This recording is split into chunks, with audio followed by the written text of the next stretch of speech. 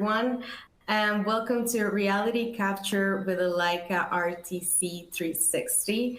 My name is Juliana, and I work in marketing here at MicroCAD. And today's presenter is Wyatt Lee, who works with Leicas on the plant manufacturing side of things and has a lot of experience and knowledge on this topic. So hopefully by the end of this webinar, you will have a clear overview on how the Leica scanner works for your reality capture needs, which is definitely worth 30 minutes of your time. Throughout the webinar, you can ask a question at any given point on the left-hand corner. You can ask Wyatt to revisit a step or ask any questions. This is your time, and we want you to make the most of it. And in the upper left-hand corner, you will find links to our social media, YouTube channel, and website. So yeah, make sure to check our YouTube channel. We post all of our webinars there at the end, so you can share with colleagues or rewatch it on your own time. And without further ado, I'll pass it on to Wyatt. Thank you, Juliana.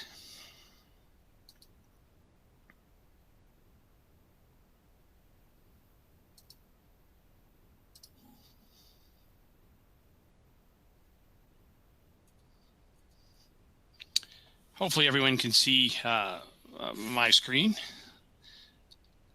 Yes, we can. So everyone, thanks for joining in today. Again, my name is Wyatt. I'm with Leica Geosystems. I am the Atlantic Region Sales Manager here at Leica in the Industrial Plant Solutions Group. I have been working with MicroCAD for about 2 years now. Brought them on board as a gold level partner with us for our laser scanning solutions, both on the hardware and software side of things. And, you know, we're looking to expand our capabilities here and try to bring more value to the MicroCAD customers. Some of you may know who we are. Some may be new to both MicroCAD and Leica, but hopefully you guys will get a good idea of some of the technology and some of the solutions that might be available out there. So on the agenda side, you know, just a quick little overview. You guys are already working with MicroCAD today, and I let Juliana do, you know, the intro side for them. Then we'll dive into a little bit of who is Leica Geosystems, what is laser scanning technology. Then we'll look at the workhorse unit of our laser scanner solutions, and that's the RTC360. We'll have some time at the end for questions, but again, if you have any questions along the way, feel free to drop them into the chat box, and Juliana will manage those and we'll address those as needed. So Leica Geosystems, we are a 200-year-old company, started back in the early 1800s with a guy by the name of Jacob Kern, some of the first few writing utensils for drafting and drawing way back in the early 1800s. We jump forward to the early 1900s, and the very first theodolite was created by our company. We've transitioned and merged a few different times into the Leica Geosystems, and on through today, owned by our parent company, Hexagon. Leica itself is broken down into 4 key subgroups, if you will. Everybody knows the camera division, the high-end DSLR cameras that are out there. If you're in the quality control world, you know pretty much about the Leica microsystems for microscopes. Leica Geosystems is where we play. And there's also a Leica Biosystems division out there as well. So 200 years of innovation built into the Leica brand.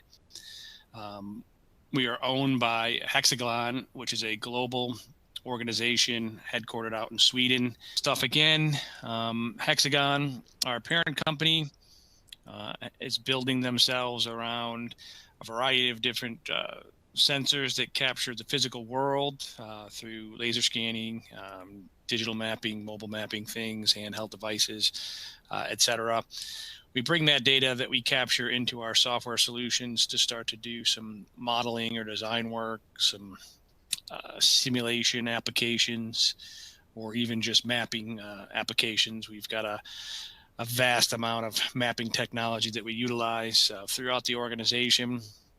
Hexagon's main goal is to really sort of merge the physical world and the digital world together and leverage that data that we've captured and manipulated in our software and use that data downstream to create more autonomous solutions from that. So that's kind of where Hexagon is going as a larger organization. And to that extent, as a company, we've grown quite a bit over the past few years, even during the pandemic time. Hexagon's made some key investments in terms of companies adding to our portfolio, if you will. We bought a company called OxBlue. They do documentation, be it photo imagery, video imagery of construction sites, monitoring of construction sites, etc. We also bought a company called Autonomous Stuff. They do anything and everything related to all of those autonomous vehicles and trucks that you hear about, where our hands are in every one of those opportunities and those companies that are doing those out there. Probably one of our biggest acquisitions over the past year has been a software application from Infor called Enterprise Asset Management. That's going to be a game changer for my side of the fence in terms of the manufacturing world, being able to autonomously capture sensor information and send things along to troubleshoot system failures, machine downs, and actually get to the point where you can predict when things need to be replaced, et cetera. So Enterprise Asset Management is a huge acquisition for us. My favorite acquisition, though, is a company called Inertial. These guys are taking scan data, photogrammetry data, and building some pretty unique and amazing augmented reality programs. They do a lot of stuff with virtual reality as well. In fact, we're using some of this technology already in some of our applications. We've introduced some VR stuff to our viewing capabilities. So Inertial is going to be a key player in AR, VR components going forward. We also bought another company called IDS GeoRadar that do some GPR or ground penetrating radar kinds of activities, as well as some other radar components that monitor things like volcanoes and mines and earthquake zones and all of those types of things. So lots of organic growth here for an acquisition growth for Hexagon, I should say, in being able to add kind of different types of applications and components to our overall portfolio. So what is laser scanning, you might ask, and not sure what the breakdown of people who understand what it is or have used it in the past or not, but just trying to kind of lay down some groundwork here of what it really is. Most of the time we're using LiDAR application-based sensors to capture the data that it sees. Our scanners are able to capture everything it sees in a 360 by 300 spin of the device. If there are objects that are blocking, for example, this tank here in the back, if you needed to get data from behind it or to the side, you'd have to do another scan on the other side to be able to capture it. Everything the LiDAR scanners capture are all line of sight. So in any environment or whatever application you might be using, that's something to keep in mind from that perspective. If you don't know what LiDAR stands for, it's light detection and ranging. Oops. Sorry about that. What we're trying to do is we're capturing millions of points of data per second, and each of those points have their own XYZ coordinate. Most of the systems we use are either time of flight or using wave pulse technology.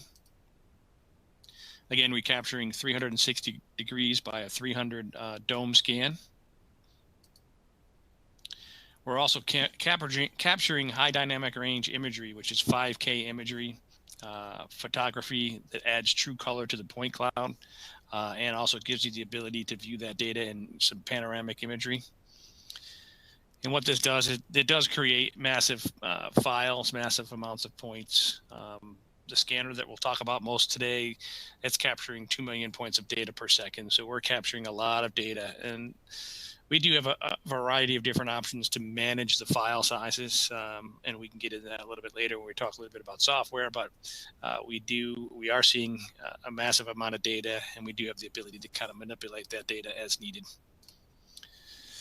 So this is an image of what the scanner captured from the panoramic photo imagery side. It's 5K imagery of a turbine.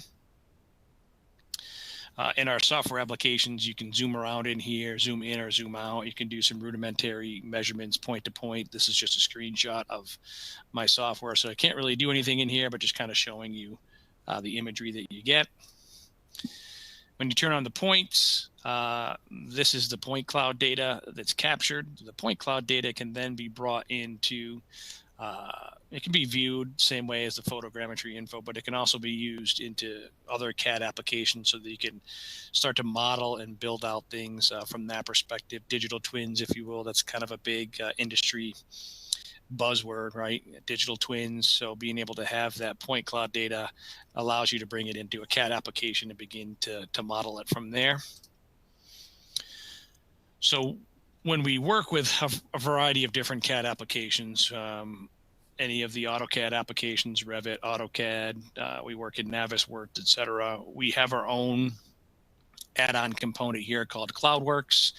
We're able to bring that point cloud of data in and do some things like create some limit boxes in here, or slice that data into smaller, more manageable pieces. We could create some UCSs or different types of views.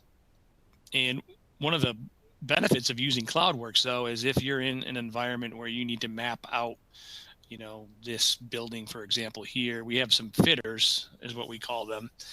In this case, a steel fitter was used to use the point cloud as a template. And what we did is I picked 2 points on that beam, and a library of different sizes came up and said, based on the AI and the software, it says, hey, this is an 18 by 50 I-beam. So I said, yes, this is an 18 by 50 I-beam. I hit OK. Now it's created this solid or object inside of AutoCAD that you can now use that to start to model from that template of the point cloud data. And there's some other things we can do in here. For example, we could draw a 2D floor plan if you wanted to get an idea of what that looks like inside of AutoCAD. You can do that. We have a bunch of tools here to kind of help facilitate that as well. We work with a variety of different segments. We've got a public safety sector, also a survey group. But the 2 main components that we'll focus on here, which make up the majority of MicroCAD customers, are the building and construction side, or the AEC space, and also the manufacturing side of things. From a construction perspective, just a couple quick photos of some imagery that might be captured in some point cloud data. Here's some of the applications that we see: being able to verify designs before construction, doing some actual QA on progress in that construction progress, looking at some fabrication QA applications, being able to have input into the engineers that might be on site, planning, site planning, etc., utilizing scan data, capturing as-built information, things that already might be part of the project, capturing things as they're built. And it's never going to be the same as what the model is or the drawing is. So being able to capture the real world is kind of what we really, the main focus of having scanning data is capturing the as-built applications. We can do some volumetric analysis, measurements, stockpiles, for example, some topo analysis with contours, et cetera, of the groundwork, basically in prepping for these sites, if you will. We can analyze some of the construction problems that might be occurring, and also scan data can be utilized as litigation tools or aids as well. The manufacturing side of things, another key component of MicroCAD's customers. A couple photos on the manufacturing side as well. like I said before, a lot of people are focused on, hearing the industry moniker about digital twins. So being able to scan a whole facility or a whole environment to be able to have that data and be able to build a model or a digital twin is one of the main components of scanning those types of facilities. These facilities are very complex depending on, what type of manufacturing facility it might be. There's going to be a lot of piping and things of that nature, different systems, different components. So they're very complex environments. Line changes are also some key applications in the manufacturing world, checking to see when things change, analyzing that production run for that day, if you will. Many applications related to that. Alignments for new equipment, being able to scan the environment before adding new robots, for example, in the automotive world. Asset management, being able to scan, as-built environments and capture the existing assets, if you will, and being able to tag those for future reference. O&M applications, retrofits and expansions. One of the often overlooked aspects of being able to have scan data is having safety plans. Many sites don't have safety plans, or they're very rudimentary, or they're old. So being able to take that scan data of the entire facility and create some safety plans is a key benefit that a lot of people not necessarily think about too often, but it's definitely something to think about and keep in the back of your mind. A lot of new stuff, Industry 4.0, IIoT types of sensor placement, things of that nature, automation applications, be it assembly lines or mapping out paths for robots. Again, robotic applications. And then being able to have, this kind of goes in conjunction with the digital twin, is being able to digitally remote manage those facilities, right? Having a digital twin or a model of that facility allows you to pretty much be anywhere in the world and have access to data about your plant or your facility, or even any construction site for that matter. So, like I said early on, MicroCAD is a gold level dealer for Leica Products, and these are the authorized products that they work with. The RTC360, which we'll talk about more in a minute. There's also a small handheld device, a mobile capturing device, a smaller terrestrial scanner called the BLK360, a higher end professional level series scanner called the P series, and then also the latest and the newest is the BLK to Fly, which is a LiDAR based drone. But today, we're more focused on this workhorse for these types of environments, the RTC360. Breaking it down a little bit further, these are some of the key components. The camera setup is over here on the left-hand side. There's 3 12 megapixel cameras that are capturing that 5K imagery. When we do a scan, the system itself scans for the point cloud data first. And then once it's done scanning that point cloud data, it spends 1 minute. It doesn't matter what settings it's on, but it spends a minute to capture that photo imagery information. One of the key advantages to this system, the RTC, is this visual inertial registration application called VIS. And VIS is really 5 cameras, 1 on each corner and then 1 on top. And those cameras are always looking at the position of the scanner itself. Based on the scan setup number 1, when you pick it up and move it to scan station number 2, those cameras kick in and start recognizing, where the scanner was and where it's moving to. And it's always calculating that change. So when you set it down to scan the second scan, and you look down at the tablet, for example, it will positionally know exactly where it is in that particular environment. So that helps to make linking the scans together, part of the registration process, much faster. Things line up properly. It makes it so you don't necessarily have to have targets, although utilizing targets is always beneficial, but you don't have to have targets to be able to make things line up properly, which is a key speed component of this particular system. We also have a companion application called Field 360 that works either on an iPad or an Android tablet or an iPhone or an Android phone that allows you to kind of view the data that you've scanned and also link and register those scans together while you're in the field doing the scanning. So we're doing 95% of that back office work while you're out in the field doing the scanning, where you can see everything that's going on in the environment, and it just makes it a seamless process to be able to do that. The data is stored on proprietary USB SSD drives. You then move that data from the device to your computer, bring it into the registration software to finish cleaning up any noise, any people, any moving objects, etc., things that you don't want, maybe doing some limit boxes to limit the amount of data that you're going to export, etc. That's part of the registration process once you're done scanning. We typically tout this RTC as being fast, agile, and precise, meaning it's capturing up to 2 million points per second. And by capturing 2 million points per second, more critical points are being captured. So more edges can be defined easily and faster with our device. And we're getting sub 2 millimeter accuracy at a 10 meter range in this particular scanner, which is pretty incredible. As far as precision goes, here's a couple of examples. The photo on the left shows the setup being about 25 meters away. And we're looking at the balcony over here, and you can see that it captured a lot of the definition here that's on the balcony.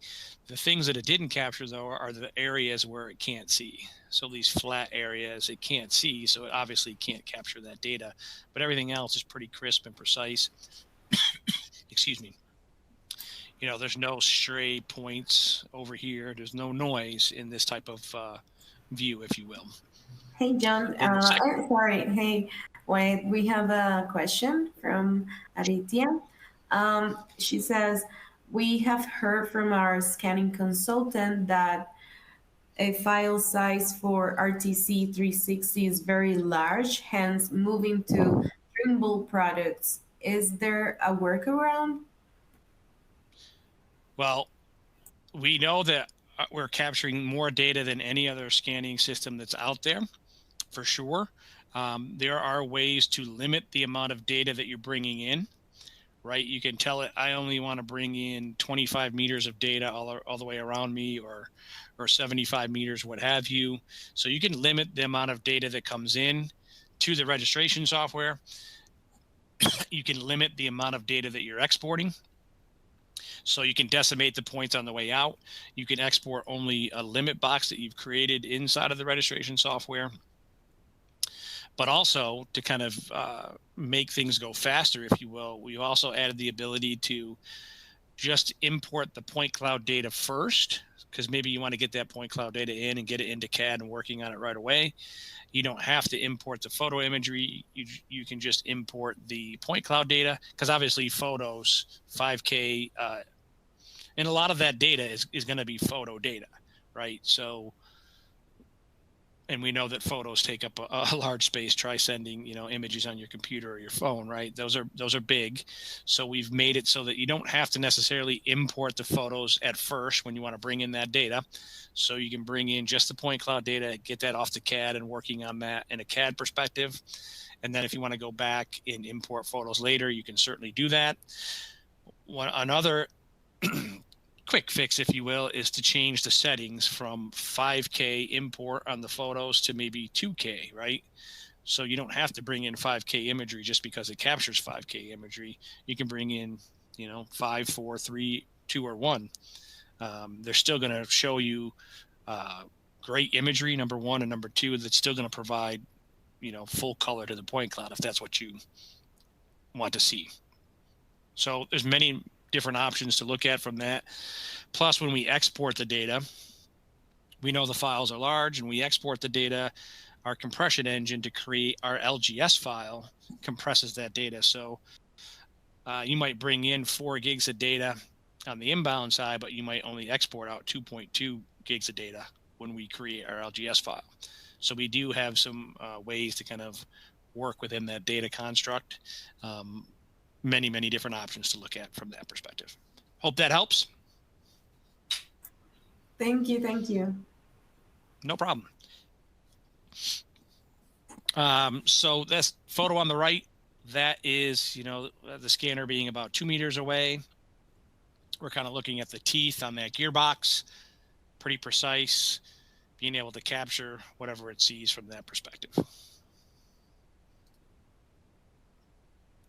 HD imagery, again, this is that 5K imagery, being able to collect that data in a minute.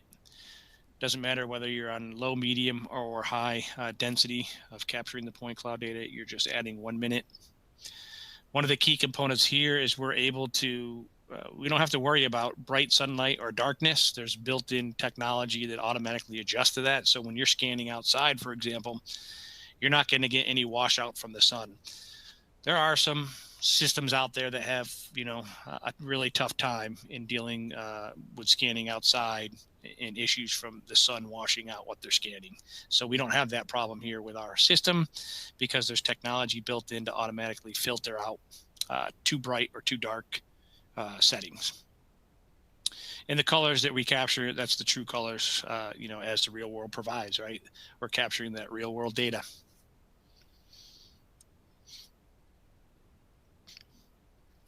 The visual inertial system, the VIS system, again, it's always calculating that delta pose between the two setups in real time. We do have a great video that shows that in action, but I'm very hesitant to show that in webinar kind of situations, given the bandwidth that might be out there. So if that's something of interest to you, I can share that with the MicroCAD guys and they can get that information over to you. It's very cool to kind of see those 5 cameras in action. Those 5 cameras in the IMU are what makes up that system. There's no interaction that you need to do on your part. It's built into the system. You can turn off the system if you wanted to, but there's really no reason to turn it off because it only helps you in being able to link and register your scans together. And there aren't really any environments that it doesn't work in properly.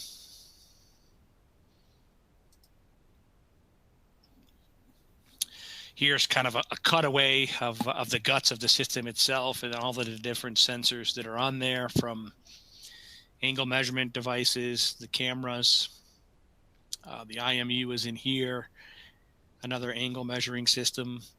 And you can see all of the different circuit boards and chips that are in here. There's a lot of technology that goes into these types of things. So it's a wonder why the electronic world is always, or lately has been scrambling to get internal guts and chips for their equipment. And you can see a fairly, medium-sized device here has a lot of those types of components. So just a heads up on that front. Some additional information about the RTC itself. It's got onboard GPS. So outdoors, it will capture that GPS information for you. You don't have to do anything as long as you turn on the GPS. Obviously, in inside applications, that doesn't really matter, but that capability is there. It has its own Wi-Fi hotspot, which means you can directly connect to that device via the tablet or the phone, and it's a direct connection with that tablet or that phone. You have to have the credentials to be able to log in with the tablet or phone. So it is a secure direct connection. By doing that, you can then control the device with the tablet or the phone.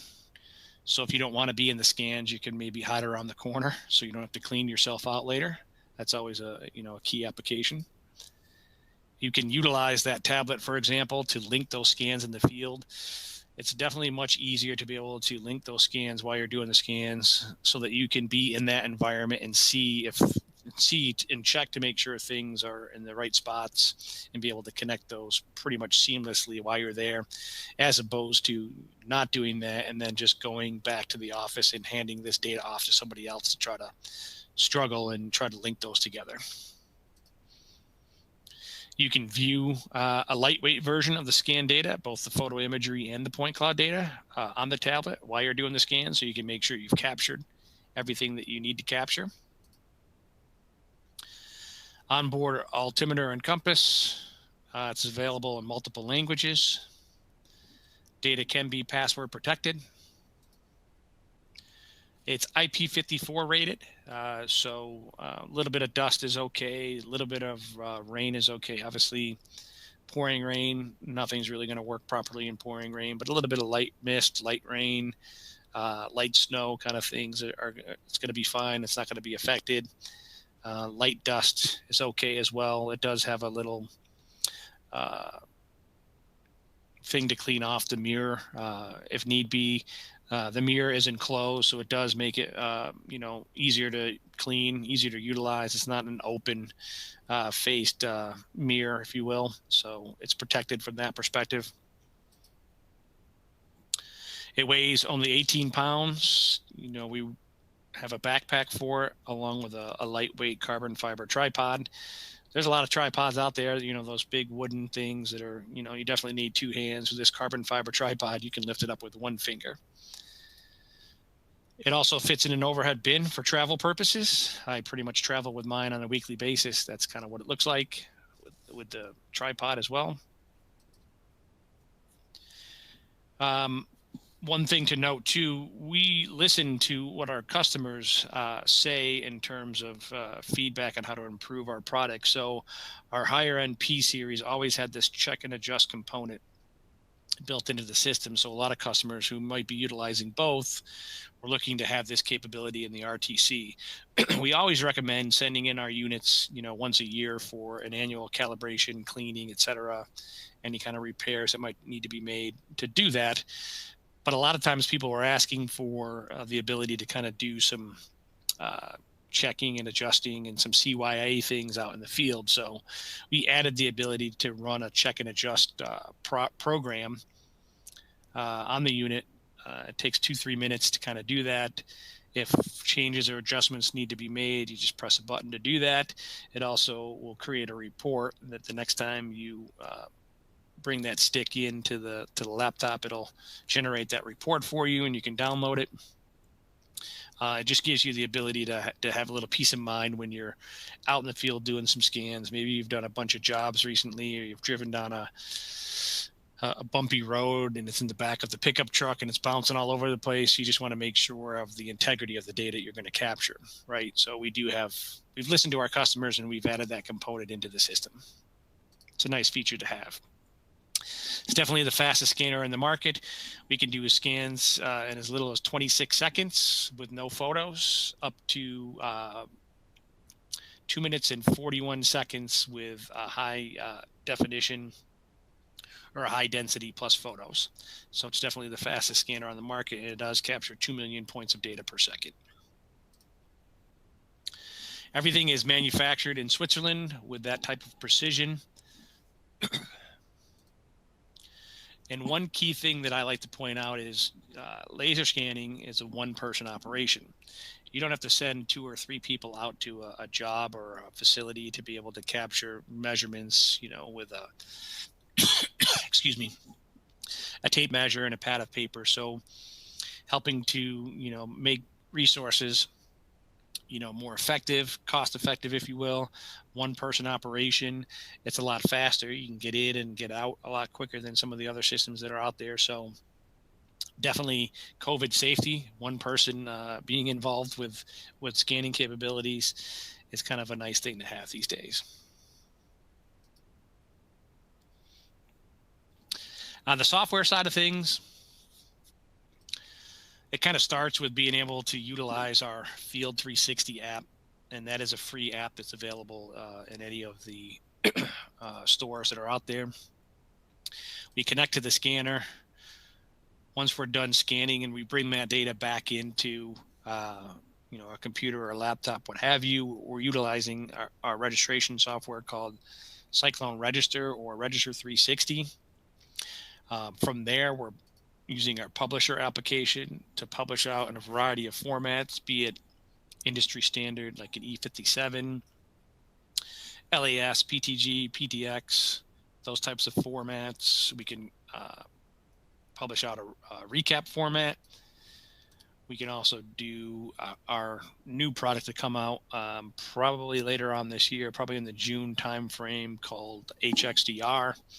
That's a cloud application to be able to upload that data to, and it does some automatic meshing of that data for you. We also have our proprietary LGS file, which we utilize in our applications like Cloudworks for Revit or Cloudworks for AutoCAD. We also have the ability to utilize our free viewer called TrueView to kind of look at that point cloud data and the panoramic imagery. We can also bring that into our 3DR application. That's a powerful tool to do some simulation, some analysis, different things of that nature. We also have Cyclone Enterprise, which is very similar to the AutoCAD Vault in being able to store all of your LGS or point cloud data in the Cyclone Enterprise application. There's also a variety of third-party applications that this LGS file can be consumed by. One is Point Views, another is Rhythm, and another is Verity. Point Views does a lot of classification things, and it's got some built-in AI components, so you can quickly and automatically, at the press of a button, capture and automatically classify walls, windows, doors, etc. So we did some testing early on with this application. You can take a scan to a BIM 200 level model in Revit in about an hour and a half. So it's a pretty key component for us from that side of the fence. Rhythm does some floor flatness applications for us, and then Verity does some clash detection tools inside of Navisworks. So those are the third-party applications we work with. We have a variety of support maintenance packages that go with our software applications and our systems ourselves. Software can be either subscription-based, like the AutoCAD products, or we still do have some legacy permanent licensing options as well. So that's pretty much it for what I wanted to share today. And again, I apologize for the technical difficulties early on. So if there's any final thoughts, questions that you guys might have, please throw them out here for the last few minutes that we have. Thank you, Wyatt, for that wonderful presentation. And yeah, as he mentioned, you can ask questions on the left-hand corner. I see a question here, and it says, we have a warehouse we want our engineering teams to scan versus taking measurements with a slide rule. What is the accuracy of the RTC360 at 40 meters? At 40 meters, it's still going to be close to 1.9 millimeters. Maybe a little bit more, but for the most part, it's going to be right around 1.9, maybe 2.2. Maybe. There's no exact number for that. Okay. Thank you. And we have another one that says, we have an older manufacturing facility without any drawings of the facility. How long does it take the RTC360 to scan a typical warehouse area? Obviously, this is going to depend on the total size of the warehouse. But to put it in perspective, at a medium resolution, meaning a medium density of the points and full photo color imagery, that's going to take 1 minute and 51 seconds per scan. Okay. So you're going to be able to. Go ahead. Sorry. No, go ahead. I was going to say you're going to have to look at that particular environment and determine, how many scans you're going to need to do. Let's say it's a 10,000 square foot warehouse, it might take you 30 minutes to an hour to do that, depending on, how many rows are in that particular warehouse, for example, or what kind of equipment is in there. So there's a lot of things to look at. The bottom line is it could be done relatively quickly to any other measure that might be out there, right? So, and on top of that, if you didn't really care about photo imagery or the color of the point cloud, you could do scans in as little as 26 seconds. So you could really fire off even, 4 or 5 times more scans if you really wanted to. So you got to kind of look at each site, each facility, and kind of judge, how much data do I want to capture? etc. Got it. Thank you. And Aditya asks, we're experimenting with VLX's SLAM scanner for less accurate but more convenient scans. Does Leica intend to offer a SLAM scanner soon? Are you talking a handheld scanner? Because if you are, we do have a handheld scanner called the BLK to Go now. And basically you just walk around and capture, you hold it in your hand and you walk around and you capture the data. And the amount of time it takes to do that is however long you're going to walk. That one captures about 420,000 points per second. You do have the ability to stop and take a snapshot, if you will, or a geotag, if you will, of any point along the way, and then keep walking. You can walk up to 45 minutes per battery. Comes with 3 batteries, so that's a lot of data and a lot of time that you could capture with this device. It is definitely less accurate. We're probably at 9 to 12 millimeters on that, and the range is much less than the RTC as well. It's about 25 meters with that handheld device. But there's certain niche applications for that device being able to quickly capture an environment and get data, maybe to lay out that warehouse, for example, to quickly run through the warehouse and get a layout and be able to start to plan around that. Being able to capture that data within 9 to 12 millimeters might be sufficient for you, might not, but it's a way to quickly capture any type of environment from that perspective. Thank you, Wyatt. And I think that's it. So as a reminder for everybody, we will be posted on the MicroCAD website future webinars, and that concluded this webinar today. So I apologize once again for the technical difficulties we had, but thank you everybody who joined after we had it, and thank you so much, Wyatt, for that presentation, and everybody for attending. Yes, thank you for joining us. We appreciate it, and thanks for sticking through on the technical difficulties. If there are any questions, please feel free to reach out to the MicroCAD team. They can reach out to me if they can't answer those questions for you, but we're here to help. So we appreciate your time today. Thank you, everybody.